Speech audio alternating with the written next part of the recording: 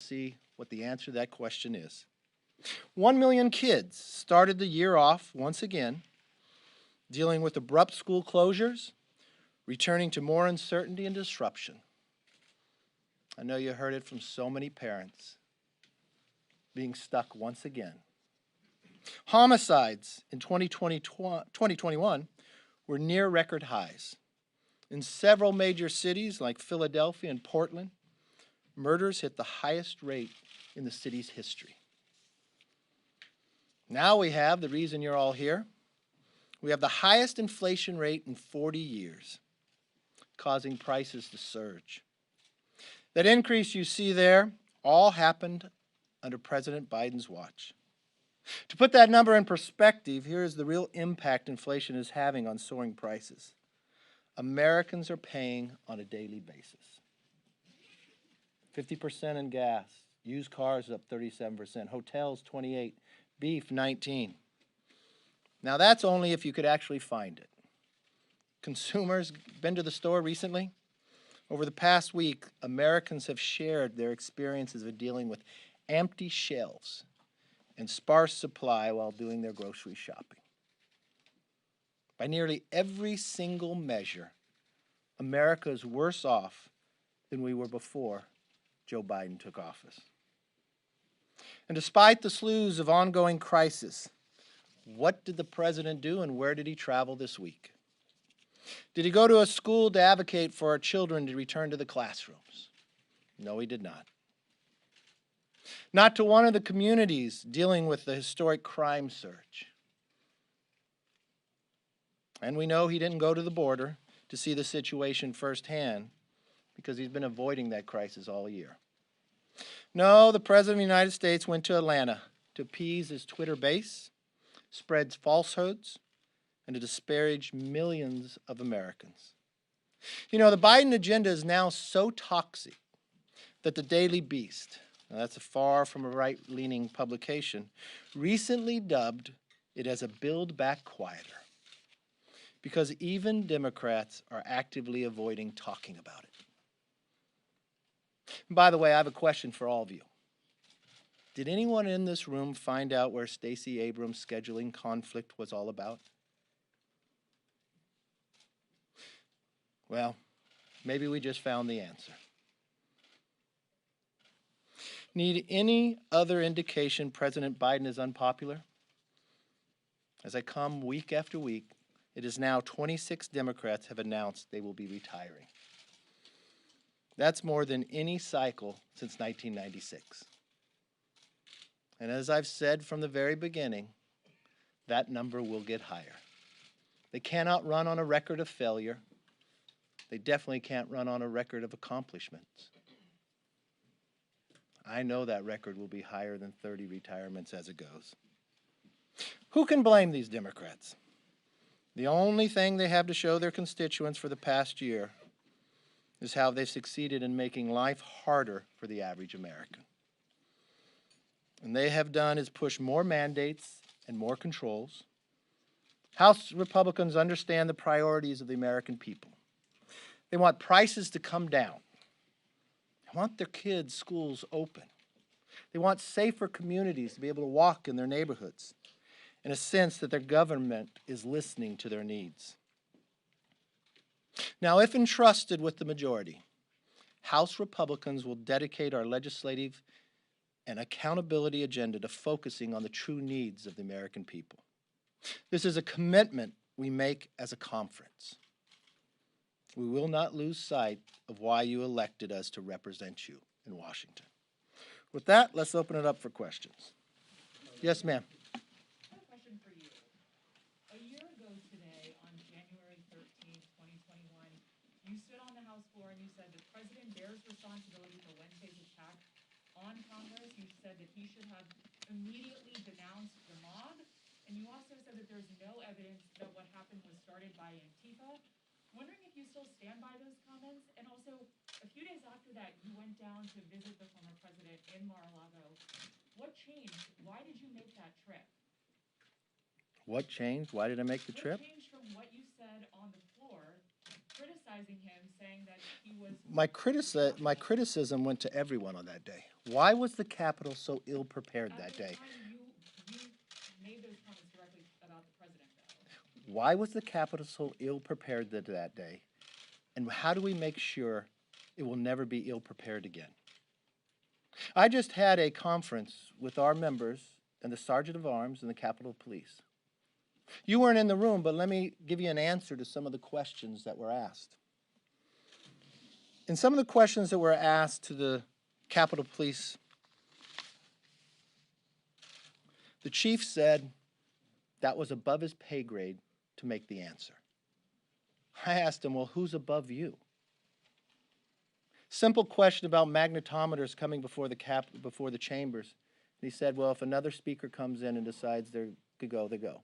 Another question to the Sergeant of Arms was, has the January 6th committee asked for any of the communications from the former Sergeant of Arms to the speaker that day? To the best of his knowledge, they have not asked for any of that. The more we learn about the situation, the more we find that from investigation to investigation, the changes made in the Capitol Police Intel Department in November of not providing them information going further has been a real problem on the basis for that day. And the core of what we need to have happen here is, why was this building so ill-prepared, and how do we make sure that never happens again? Yes, ma'am. Disclosing private conversations, did you tell House Republicans on the January 11th phone call that President Trump told you he agreed that he bore some responsibility for January 6th, as Chairman Thompson's letter indicates? I'm not sure what call you're talking about, so off the top of my head. Yes, sir. How's CNN doing? Are you guys okay? Good, all right. You battled the creation of an outside commission from the start. You also opposed a select committee. Well, that's not true. Well, you also Go ahead, ask your question, and I'll verify what's true or not. I appreciate that. But you said, sure, you'd be willing to testify about your conversation. Yeah, what was the date of that? That was in May of last year. Okay. And you're now saying you won't agree to voluntarily. Okay. cooperate. So why should the public not conclude that you're trying to hide something here and hide the facts from getting out? Great question. I hope everything gets corrected at CNN. I work through all that with your employees. After January 6th, you can state this, who was the first person to offer a bipartisan commission to look at that day? Was it me? I'll help you. The answer is yes. Nancy Pelosi waited 4 months. In that time period, as we came here and discussed many times, you were here, you would ask me questions. My fear began to erode that she'd play politics with this. You watched it unfold and unfold, how she would prepare that who could have a subpoena power, who can have the scope, continuing to fight it all along the way that we now found she just played politics while the Senate had 2 committees, bipartisan look at what happened on January 6th. The FBI was doing their own investigation. And you all know the role of Congress, the only role we have is legislative. You asked me that question in May.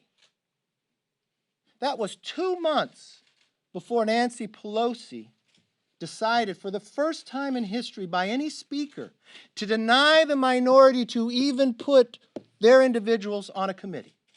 So when you asked me that question, never did I think a speaker would play such politics and then appoint a chairman who starts the committee by saying the only person out of bounds is the speaker.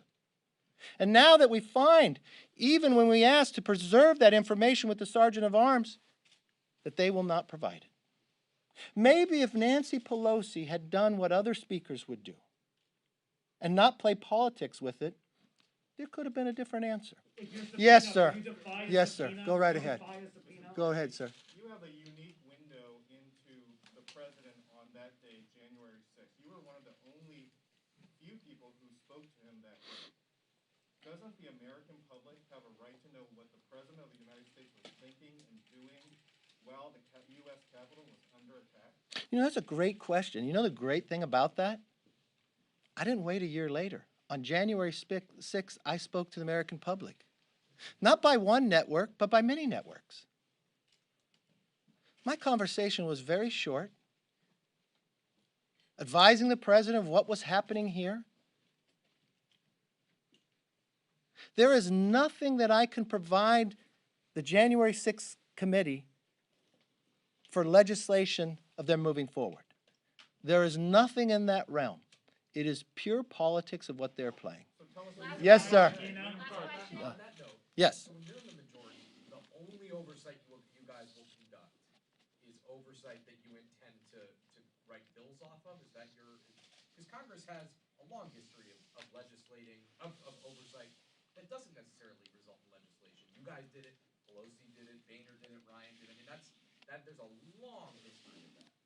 So Really? And how often have we gone after people's phone records? I'm asking you This, about what you will do. What you will do if you are the Speaker of the House, will you only conduct oversight that is you know what we'll do if we are entrusted with the majority? The first thing we'll do is talk about how do we lower the prices for the American public? How do we make gasoline price affordable again? How do we put food back on the shelves? How do we stop this rise of inflation and prices of everything you deal with? How do we secure our border? How do we stop government mandating and controlling our lives? How do we make cities safe again? And yes, we will hold this administration accountable.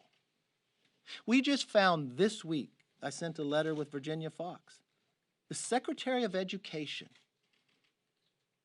asked the National School Board to send them a letter so he can go to the Attorney General to now investigate the parents who go to school board meetings of terrorism.